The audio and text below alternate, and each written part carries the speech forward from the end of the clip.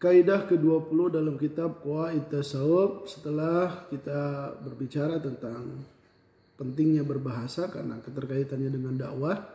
Insya Allah di kaidah ini kita akan membicarakan tentang hubungan antara fikih dan tasawuf, hubungan antara ilmu dan amal, dan disinggung kepada siapa kita selayaknya mencari ilmu.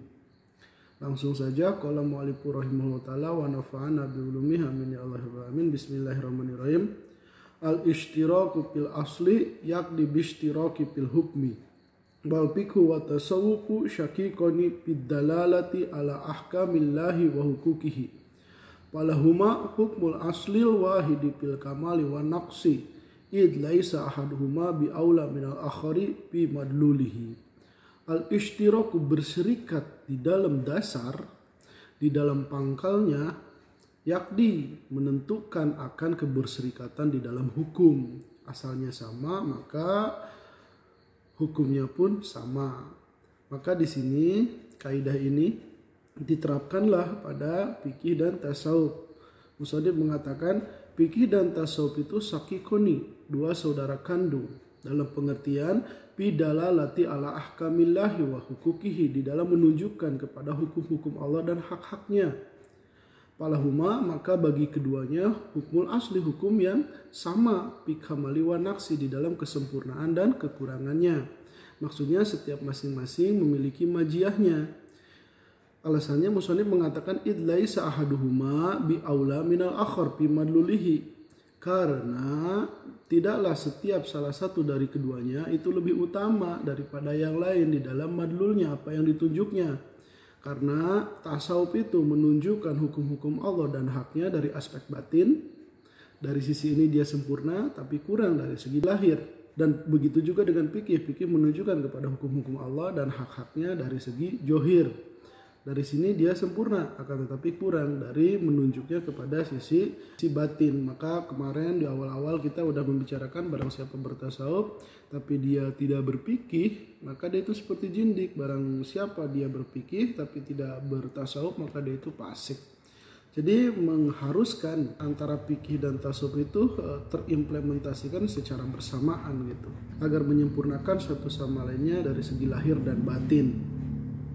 Lalu setelah penjelasan demikian, musannif sekarang akan membicarakan tentang hakikat ilmu dan kaitannya dengan amal. Karena tadi ilmu batin yakni tasawuf di samping mengetahui harus diamalkan, begitu juga fikih. Fikih itu dia ilmu tapi di sisi lain harus diamalkan. Maka musannif di sini mengatakan wa qad sahha anal amala syartu kamalil ilmi fihima wa fi ghairihima. Dan sungguh telah sahih, sudah benar bahwasanya anal amala, bahwasanya amal syartu kamalil ilmi adalah syarat sempurna ilmu. Harus digarisbawahi di sini. Syarat sempurna ilmu pihima di dalam tasawuf dan selainnya, wapi ghairihima, dan di dalam selainnya. La syarti sihati pihima, bukan merupakan syarat sehat di dalam fikih dan tasawuf. Artinya ketika seseorang punya ilmu fikih ataupun tasawuf, ketika dia tidak mengamalkannya, apakah ilmunya itu sah atau tidak? Jawabannya adalah sah, karena amal itu adalah syarat sempurna, bukan syarat sah. Loh, alasannya gimana ini? Ijla yantafiya bintifaihi, karena ilmu fikih dan ilmu tasawuf tidak hilang dengan hilangnya amal.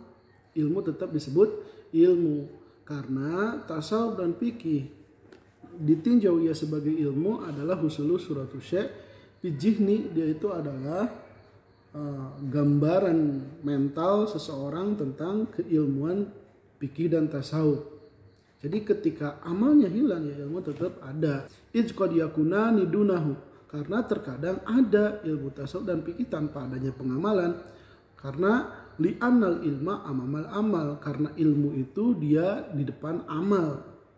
Ada yang mengatakan juga di redaksi yang lain, li'annal ilma imamul amal, karena ilmu itu adalah pemimpinnya amal. Bahwa sabikun wujuduhu hukman wa hikmatan, maka ilmu lebih dulu adanya hukman, baik secara hukum ataupun hikmahnya. Balau syurita fihi tisopu labatola ahjuhu, malah kalau misalnya disyaratkan di dalam ilmu adanya pensifatan dengan amal, maka keliru mengambilnya. Maksudnya apa ya? Ilmu nggak bisa dicari, kan ilmu itu ada dua, hanya ada tasawur dan tasdik. Tasawur itu adalah pengetahuan tanpa hukum, sementara tasdik pengetahuan berhukum. Lah sekarang ada yang ketiga, pengetahuan beramal. Itu bukan sesuatu yang mental lagi, tapi sudah sesuatu yang praktis. Sementara kalau misalnya orang dia itu belajar ilmu, itu dia dikatakan berilmu setelah semuanya dipraktiskan. Nah, ini adalah sesuatu yang batil ya, tentu sesuatu yang keliru di sini. Oleh karena itu di sini musannif melanjutkan, kama annahu law syurrita fil amri wa nahyi al amalu lalajimar tifa'uhuma bi fasadi zaman. Seperti halnya keadaan ilmu, jika disyaratkan di dalam perintah dan larangan al-amal, adanya amal, niscayalah hilang keduanya karena rusaknya zaman. Karena dengan kerusakan zaman, ya ilmu itu tidak mungkin terimplementasi dalam praktisnya. Sementara tadi dikatakan bahwasanya ilmu itu harus diamalkan. Kalau misalnya diamalkan, nanti ada jenis ketiga dari ilmu gitu, yang ini tidak mungkin adanya jika zaman sudah rusak gitu. Wajalika guerusa igin syar'an wala mahmudin fil jumlah. Nah, hal tersebut merupakan sesuatu yang tidak dibenarkan lah secara syariat, tidak juga terpuji secara umum. Kemudian di sini musannif memberikan argumentasi bahwasannya amal itu adalah syarat sempurna ilmu, bukan syarat sah. Bal qad asbatallahu ilma lima yakhshahu wa manafahu amma la yakhshahu. Wasta'aja alaihi salatu wasalam min ilmi la yanfa wa qala asyadun nasi adzaban yaumal qiyamati alimun lam yanfa'hu Allahu bi ilmihi. Bal qad asbatallahu, malah Allah sudah menetapkan ilmu lima yakhshahu bagi orang yang takut kepadanya. Wa manafahu, dan tidak Allah meniadakannya kepada orang yang tidak takut. Di sini artinya Allah itu menetapkan ilmu baik kepada orang yang takut ataupun tidak, sama-sama disebut alim. Wasta'aja, dan di sini baginda Nabi Muhammad SAW meminta perlindungan dari ilmi la yanfa. Maksudnya ilmu yang tidak teramalkan dikatakan ilmu yang tidak bermanfaat. Akan tetapi orangnya ini tetap disebut alim. Oleh karenanya Nabi meminta perlindungan, mengatakan beliau Shallallahu Alaihi Wasallam asyadun nasi ajaban, orang yang akan mendapatkan siksa yang paling berat itu di hari kiamat adalah apa? Alimun, yang berpengetahuan, lam yanfa'hu Allahu bi ilmihi, yang Allah tidak memanfaatkan kepada dia dengan keilmuannya. Pasamahu, nah kita lihat di sini baginda Nabi Muhammad SAW menamakan orang tersebut aliman, seorang alim. Ma'a ada mintifaihi, beserta tidak memanfaatkannya ia terhadap keilmuannya. Maka dengan demikian kalau dipikir-pikir, setelah kita mengetahui hal tersebut, kepada siapakah kita mencari ilmu? Nah, maka paling tidak kemungkinannya ada 3 tipe manusia. Yang pertama, alim amil, ya seorang alim juga dia itu memanfaatkan ilmunya. Ya kalau kita mendapatkan orang seperti itu, alhamdulillah hadamatkum, carilah ilmu kepada orang yang demikian. Kalau misalnya tidak ada, gimana? Carilah orang yang alim meskipun dia tidak beramal tapi dia muhakkik gitu. Maka di sini musannif mengatakan pala jima istifadatul ilmi min kulli muhikkin pihi muhakkikin lahu. Yaitu maka niscayalah mengambil ilmu atau istifadah dari setiap muhik yang dia itu benar di dalamnya, muhakkikin, serta mendasarkan sesuatu pada argumentasinya. Laisa dororu amalihi, bukanlah kemadaratan amalnya, biwajhi ilqaihi, di dalam cara mempresentasikannya, kaadami insofi, seperti ketidakbijaksanaannya. Nah, maka di sini niscayalah kita mengambil kepada orang yang berilmu, yang dia itu tadi seperti muhik, dia itu benar dalam ilmunya, mendasarkan argumentasi, dan ini yang terpenting ketika mempresentasikannya dia bijaksana, tidak tidak memberikan penyesatan di dalam keilmuannya.